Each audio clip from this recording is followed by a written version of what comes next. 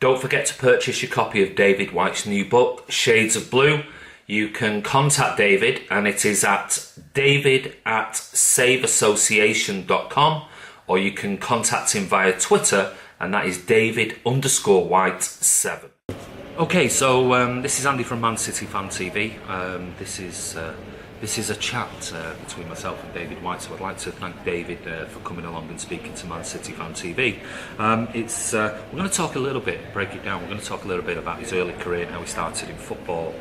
We're also then going to look at Manchester City in particular, and some players that he played with and his favourite games, and some 2 or 3 sort of key matches at Man City during those days.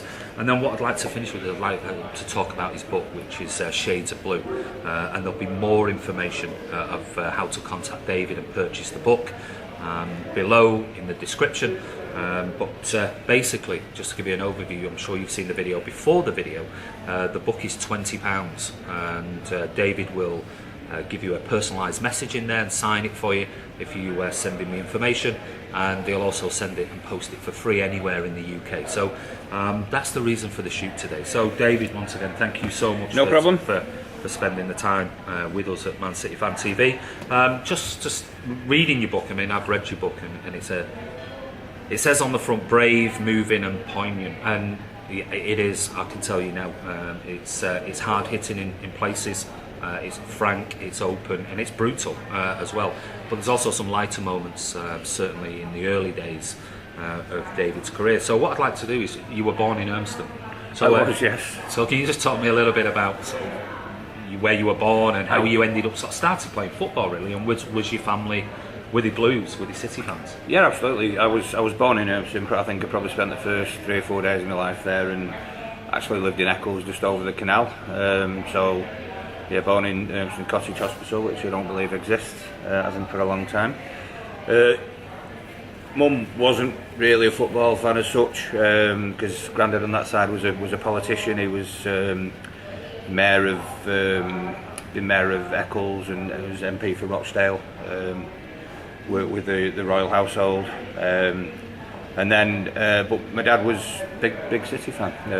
Typical sort of guy growing up in the 50s and 60s. He tended to go to Main Road one week, go to Old Trafford the next, but always a City fan. So he was there in the mid 50s with the great team, the team that played in the FA Cup finals, and obviously saw that brilliant success in the late 60s, early 70s. Yeah. So yeah, big football family. Lived very close to just a big sort of public recreation park, and probably from that, if I remember rightly, probably from ages. I've got a brother 2 or 3 years older than me, so I was able to go off on that park. I'm just spent my life on there, in all honesty.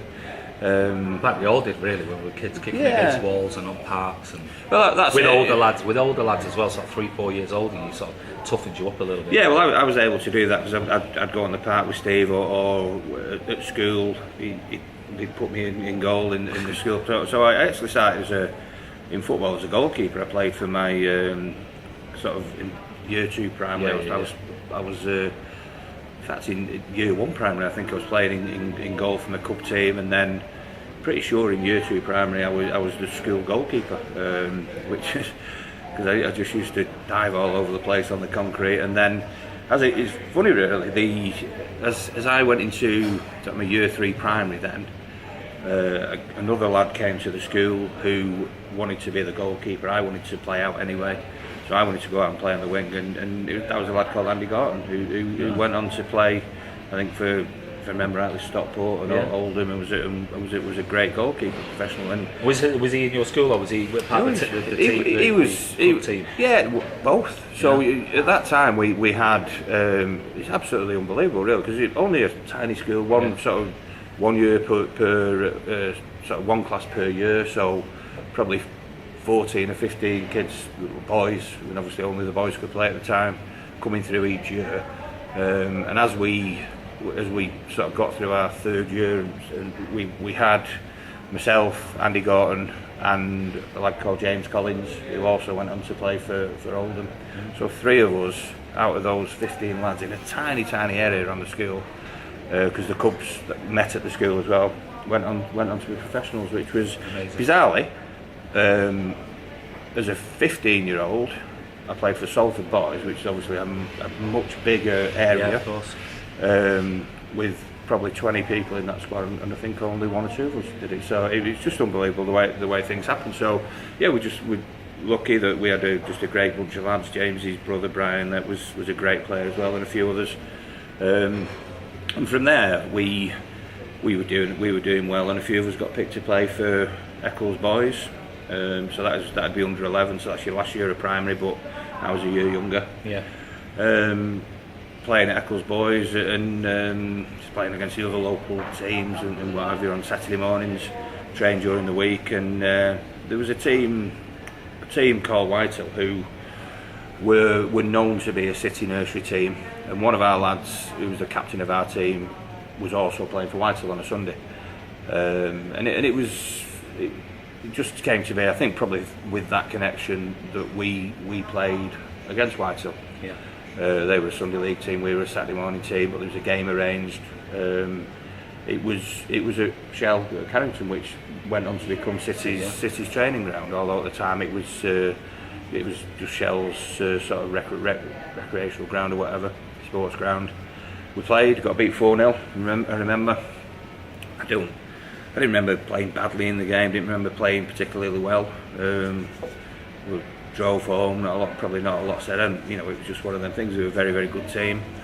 And then I just remember the day of training that week when I was training with Eccles Boys. The captain of the team said, "I believe you're coming playing for us." And I said, "What do you mean?" He said, "Why? So you want you to come and play for us, the coach?" It's weird because that coach was who we all now know now as Barry Bennell, who went on to sexually abuse me. But that memory of being told, I was wanted to go and play for Man City, still, despite what happened, still is one of the most memorable moments of my life. In many ways, I'd like for it not to be. Of course, but it is because it was. My memory is that was before the abuse, and my memory is just of that. That comment from an 11-year-old kid, Man City, when you come and play for them. That's how it felt, and nothing ever changed my mind as to that. That's how it was, because that's how it was, and that's how it ended up being. So that's how it started out. Because of course, being a Man City fan, the opportunity to play at Main Road. Yeah, I mean, these things. I mean, I was fortunate with Manchester Boys to play there, and it was just, it was like hallowed turf, and being there and playing for them. So that, to say that City, this sort of academy team in the local community wanting to go and play for them must have been huge. It was magical, and it was obviously an opportunity. Dad was a big City fan by this time. I probably had my season ticket for a year or so. I mean, my first season watching City full time was 75, 76, which obviously it started with I'm pretty sure an Anglo-Scottish Cup game, which I think was against Sheffield United, pre-season. Got me. I remember my season ticket turning up, my little season card, and we were right there by the tunnel blocky.